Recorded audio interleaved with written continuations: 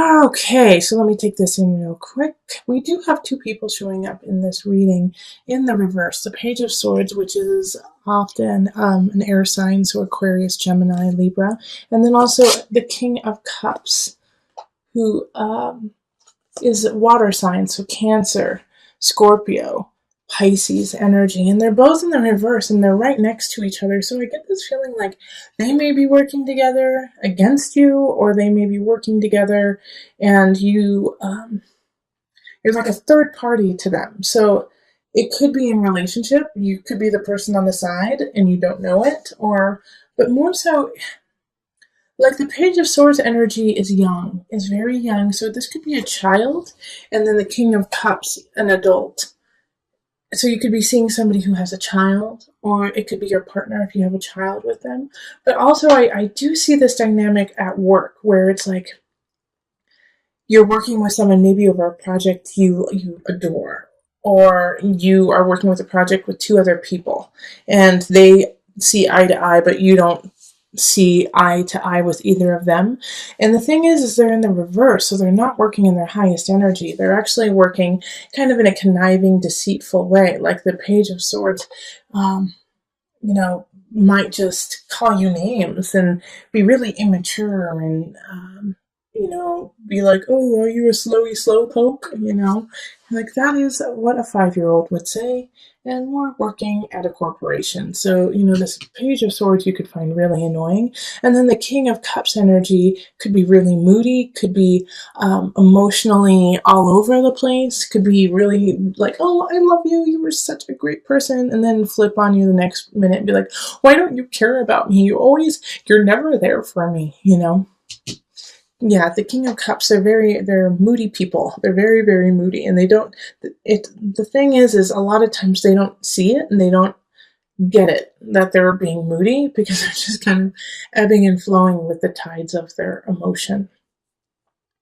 But the reason why these two are the first thing I focused on is just what is around them, what is around them here. We have Death, Three of Pentacles reversed, the World, and Six of Cups. And so you're going to have to make some decisions. You're going to have to make some decisions on how much influence they have in your life, how much influence they're going to have in your future, and if what they have to say really reflects who you are. Okay, Three of Pentacles. They could be saying some really vicious things about you, about like your work, and they're not true. But are you going to take that in? Are you going to take that in as truth and then move on with that? Or are you going to put up a boundary, between you and these people who are not working in your best interest? And you have choices there because they're going to give you some chances to get out of that situation or to lessen your interaction with them. And it's going to be up to you to jump on that. Instead of, I do feel like some Sagittarius people are going to feel like they have something to prove, like they can handle these two. And so they're going to be like, no, I'm not stepping out. I'm going to, you Sagittarius, you guys are going to, try to puff up your feathers and be like, I'm not stepping down. But is this worth it? Because with the Death card here, it's like, that's not in your best interest. This is a Scorpio card. This is a Pluto card. Death being here is like, yeah, no, look a little deeper. Like, this is not what it's truly on the surface. Even though you're working with them and maybe you can make a lot of money, even a bonus or whatever, look underneath that and see it for the truth that this is just a little immature baby and that this is an overgrown baby. And if you put all your focus into this situation, then you're going to lose out on other people who are ready to exit your life if you don't show them some attention. Knight of Staffs. And this is a fellow fire sign. So Sagittarius, Leo, who am I missing? Sagittarius, Leo, Aries. Like there's somebody here who wants your attention, who's worthy of it. And so you need to step up into that. And say, oh my gosh, you're awesome. I'm so sorry. I've been so sidetracked with some babies. And there's a future with them. There's a future with them that and there's this connection. It's like you look in their eye and it's like zap, yep. It's passionate, it's energetic. You feel alive with them. And if you're in a really solid relationship, and so you're not even in this realm of looking for somebody, this is you. This is a Knight of Staffs. This is you. Fire. Get out of that situation so you can start a new beginning. And you have to take those steps to get to your future, to get to the world. Which is like, this is the end and the beginning, 21.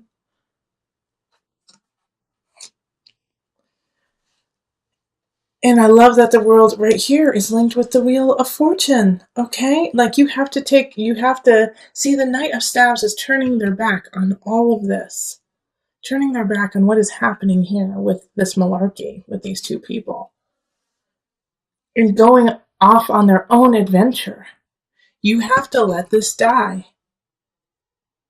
Okay? So that you can come down to the Wheel of Fortune. So that you can come down to your Jupiter, your expansion.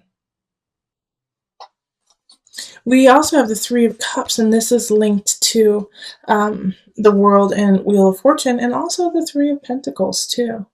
And I can totally see why it's linked here, because you have to, once again, create that boundary, because they're going to try to sway you out of your future, these two people.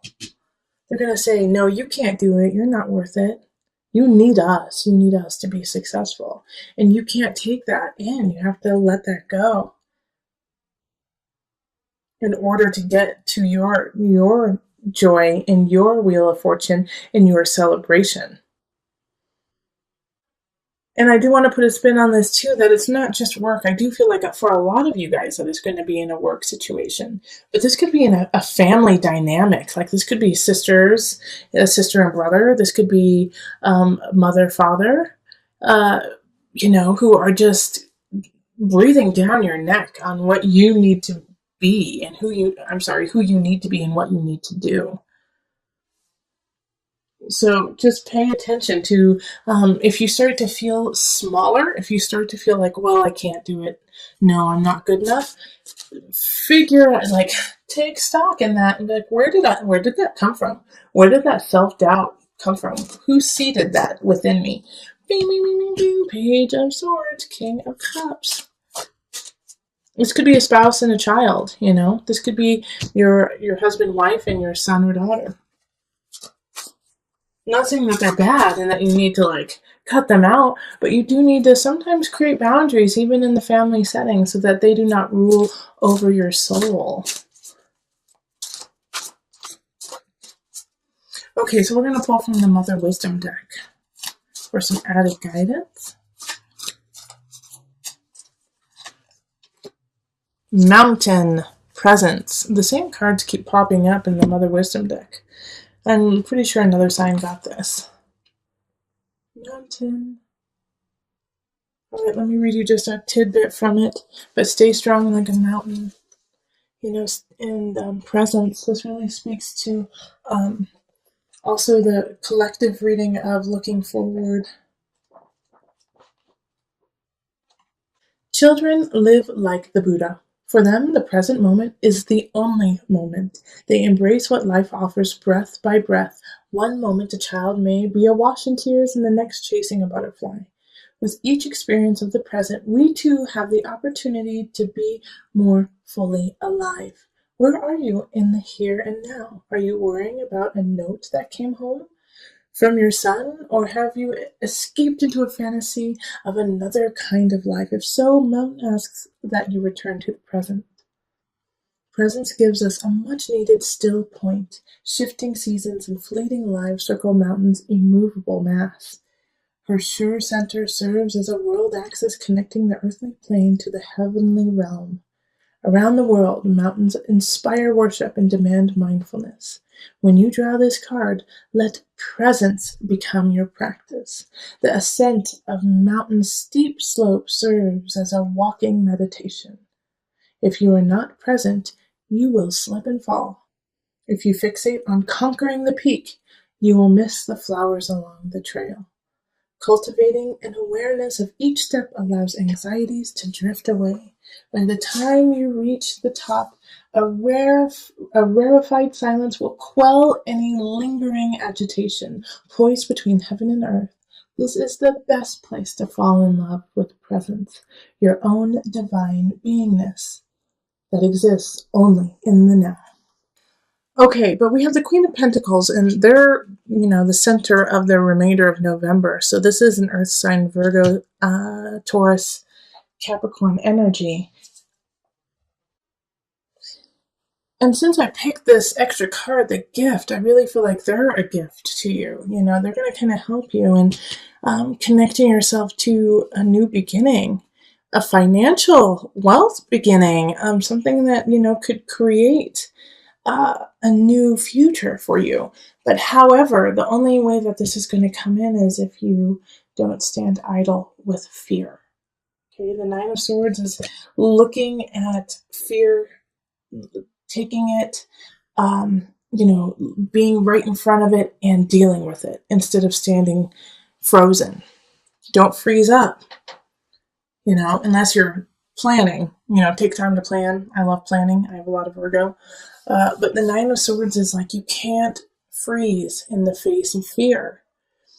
And the Queen of Pentacles, I think, may be offering you a situation, a new job, a new relationship that will lead to a plethora of abundance. But you have to take the first step.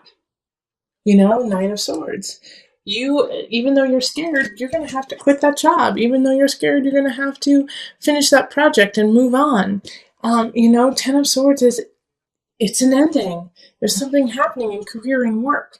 And if you listen to my November reading for you, then you would have known that I focused a lot about work and relationships within the work environment. And so this is saying, yeah, it's time to let it go.